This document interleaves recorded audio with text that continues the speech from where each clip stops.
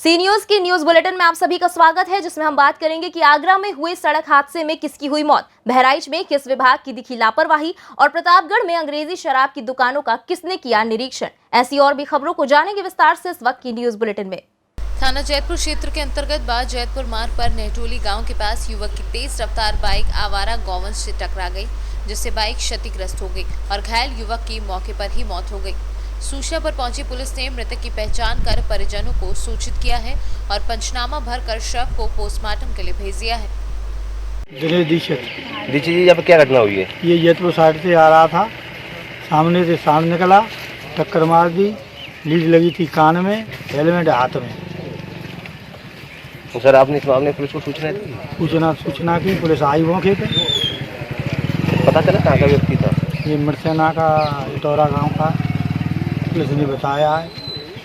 आगरा से camera person Ravi Yadav के साथ नीरज यादव की रिपोर्ट। त्रिस्तरीय पंचायत चुनाव के मतदान को संकुल व निष्पक्ष संपर्क कराने की कवायद में जिला प्रशासन जुट गया है। इसी कड़ी में बुधवार को जिलाधिकारी उमेश मिश्रा व पुलिस अधीक्षक सुनीति ने रहरा थाना ब्लॉक तथा मतगणना स्थल का निरीक्षण किया। इस दौरान मातहतों को आचार संहिता का पाठ पढ़ाया। डीएम उमेश मिश्रा ने सुरक्षा व विपक्ष मतदान की दृष्टि के आदेश से मतगणना के नेता चौधरी बिहारी सिंह त्यागी इंटर कॉलेज, प्रकाश वीर शास्त्री इंटर कॉलेज व राजकीय महाविद्यालय का निरीक्षण करते हुए मातहतों को आवश्यक दिशा निर्देश देते हुए छोटी मोटी कमियों को समय रहते दुरुस्त करने को कहा। इस मौके पर विजय शंकर, पुलिस क्षेत्राधिकारी सतीश चंद्र पांडे, खंड विकास अधिकारी गंगेश्वरी रोहतास सिंह, प्रभारी निरीक्षक सत्येंद्र कुमार उपस्थित रहे।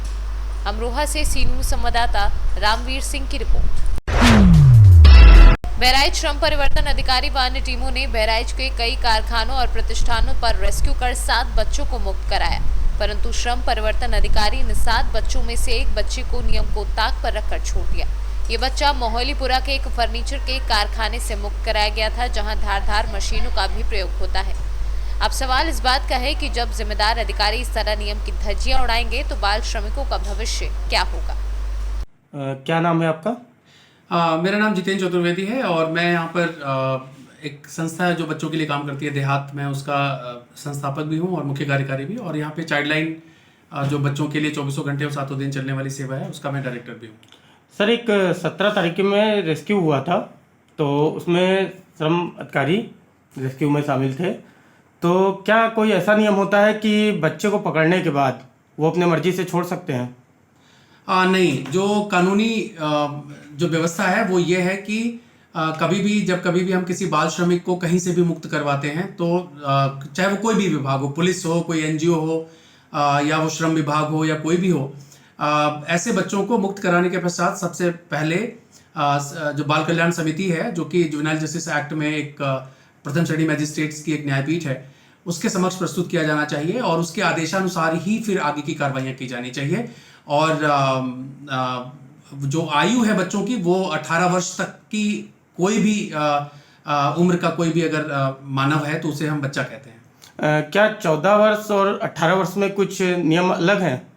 नहीं, बाल श्रम के मामले में अगर हम देखें तो जो है वो 18 वर्ष तक के किसी भी बच्चे को हम बाल श्रमिक बोलते हैं।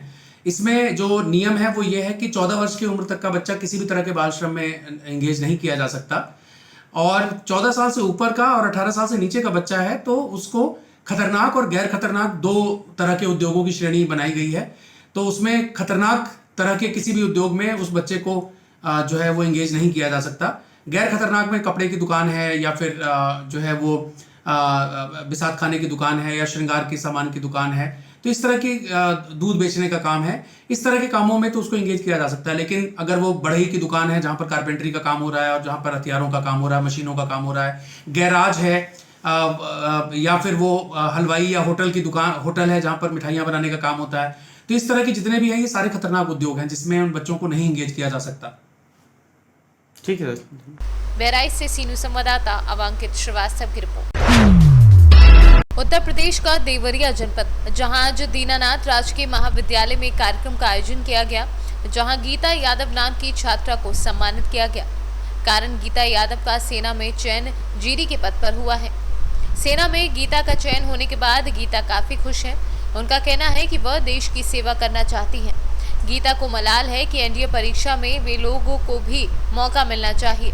वहीं गीता के चयन के बाद स्कूल की और लड़कियां सेना में भर्ती होना चाहती हैं और देश की सेवा करना चाहती हैं।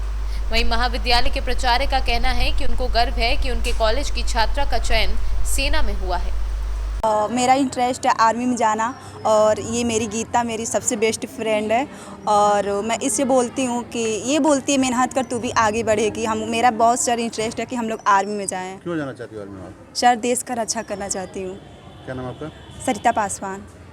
मेरा मतलब बचपन से ही थी आर्मी में जाने का शौक। जब एनसीसी सीख लिए तो हमें बहुत ज़्यादा मतलब फोर्स लगा कि हम भी आर्मी में जाना चाहते हैं। सब से मतलब हमें शौक था कि अपने देश के लिए सेवा करें, जैसे और मेरे भाई ये करते हैं, हम भी एक लड़की हैं तो हम भी देश की सेवा करें। तो सर मुझे बहुत खुशी हुई जब मैं आर्मी में सिलेक्शन मेरा हुआ। तो और भी आप कुछ कहना चाहती हूँ और कुछ संदेश देना चाहती हूँ? हाँ सर, हमें कहना चाहते हैं कि और मेरी जो बहनें हैं वो लोग भी मतलब कहें कि हाँ हम भी आर्मी में जाएंगे, देश की सेवा करें। और ये भी मतलब भारत सरकार से मतलब केंद्र सरकार से कहना चाहते हैं कि जैसे हम लोग को लड़कियों के एनडीए में एंट्री नहीं मिलती, तो हम चाहते हैं कि एनडीए में लड़कियों को भी एंट्री मिले, क्योंकि सब में तो मतलब सबको इन्वॉल्व किया जाता है, बस लड़कियों को नहीं किया जाता है एनडीए में। ये संदेश देना चाहते हैं। किस पद पर सिलेक्शन हुआ है? जीडी पद पे। क्या नाम आपका? गीता यादव। सर ये हमारे पूरे महाविद्यालय परिवार के लिए बहुत ही गर्व की बात है कि ये छात्रा सेलेक्ट हुई है। महाविद्यालय की बहुत सारी छात्राएं समय समय पर सेलेक्ट होती रही हैं विभिन्न नौकरियों में। कोई बैंक में है, कोई पुलिस विभाग में है, कोई बाबू है, कोई जो है अभी एक पीसीएसजे है। एक अभी रिसेंटली पुरातन छात्रा का एक सम्मेलन की बात चल रही तो पता चला कि यहाँ महाविद्यालय की एक पुरातन छात्रा जज हैं उत्तराखंड में। क्या नाम है? रमा पांडे मैडम। तो बड़ा अच्छा लग रहा है ऐसा सुन के। उसी कड़ी में एक नया नाम जुड़ा है, ये गीता यादव। तो ये एक हमारे सभी महाविद्यालय की छात्राओं के लिए मोटिवेशनल व्यू है कि एक लड़की सक्सेस हो रही है और इसके बारे में लोग जानेंगे तो और सारी छात्राएं मोटिवेट होंगी कि हम भी इसी की तरह सक्सेस हों। तो सारी लड़कियां इस तरह से मोटिवेट होकर आगे आएंगी और महाविद्यालय का नाम के साथ साथ पूरे देवरिया, उत्तर प्रदेश और भारत का नाम रोशन करेंगी। देवरिया से सीनू संवाददाता ज्ञानेंद्र नाथ मिश्रा की रिपोर्ट। आगामी होली त्योहार के मद्देनजर शराब की दुकानों की सघन जांच की गई। उप जिलाधिकारी धीरेन्द्र प्रताप सिंह व पट्टी सीओ प्रभात कुमार ने पट्टी तहसील स्थित आसपुर देवसरा थाने के कई दुकानों का निरीक्षण किया। इस दौरान दुकानों पर बिक रही शराब की ओवर रेटिंग, खुली शराब, क्यूआर कोड, ढक्कन लेवल, शीशी और शराब का निरीक्षण किया। उप जिलाधिकारी धीरेन्द्र प्रताप सिंह ने अंग्रेजी शराब की दुकान सैफाबाद बाजार, मुजाही बाजार, रामगंज बाजार का औचक निरीक्षण किया। निरीक्षण के दौरान उप जिलाधिकारी और पट्टी सीओ ने शराब की दुकान का लाइसेंस देखा। इस दौरान उप जिलाधिकारी धीरेन्द्र प्रताप सिंह ने शराब की दुकान का स्टॉक का निरीक्षण किया। पट्टी एसडीएम ने अभियान चलाकर अवैध शराब एवं मिलावटी शराब की बिक्री करने वालों के विरुद्ध कड़ी कार्यवाही किए जाने के निर्देश दिए हैं। प्रतापगढ़ से सीनियर संवाददाता रोहित जायसवाल की रिपोर्ट। रोहतास जिले के तिलातू थाना क्षेत्र के जारहा गांव के पास परिजनों का कहना है कि लगभग 4 बजे सुबह में अपना ट्रैक्टर खड़ा करके फ्यूज बना रहे थे। उसी क्रम में पीछे से दूसरे ट्रैक्टर ने धक्का मार दिया। दोनों ट्रैक्टर पर ईंट लोड किया गया और धक्का मारने से मृतक को घटनास्थल पर ही मौत हो गई। मृतक का नाम विपिन यादव, पिता नरेश यादव, गांव नयका गांव थाना आमझौर बताया जा रहा है। वहीं घटनास्थल पर तिलातू थाना पहुंचकर शव को कब्जे में लेकर शव सासाराम सदर अस्पताल में पोस्टमार्टम के लिए भेज दिया गया है। वहीं दोनों गाड़ियों को पुलिस ने अपने कब्जे में ले लिया है। ना ये सब तिलौथू रोड जरहा के पास। कैसे ये हुआ? ये ट्रैक्टर अपना बना रहे थे, लाइट खराब हो गया था और पीछे से दूसरा गाड़ी ईटा लोड था, वो आकर धक्का मार दिया। ये कब की घटना है? ये सुबह 4:30 बजे। मृतक कहाँ की हैं? ये मृतक नया गांव।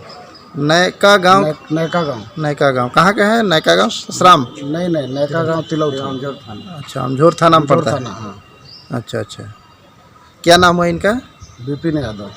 विपिन यादव। पिता का नाम उनका? नरेश यादव। सुरेश यादव। कोई बाल बच्चा भी शादीशुदा है कि नहीं? 32 साल के हैं। इनका 2 बच्चा है, 3 साल और 5 साल का। अच्छा अच्छा। आपका क्या नाम है? अजय कुमार सिंह। आप मृतक के क्या लगते हैं? वो अगल बगल के भाई लगते हैं। रोहतास से सीनियर संवाददाता पंकज की रिपोर्ट। इस वक्त की बड़ी खबरों में बस इतना ही। देश दुनिया की बाकी खबरों के लिए आप देखते रहिए सी न्यूज़ भारत।